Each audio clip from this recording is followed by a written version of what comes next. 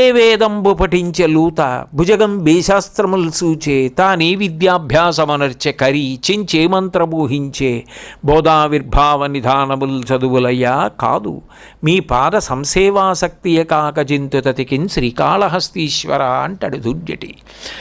పామి ఏం చదువుకుంది, ఏనుగు ఏం చదువుకుంది, సాలెపురికి ఏం చదువుకుంది, ఎట్లా మోక్షాన్ని పొందే? నరుడయ్యాడు నిజమే, భగవంతుడు వాక్కునిచ్చాడు, ఎంత సద్వినియోగం చేశావు?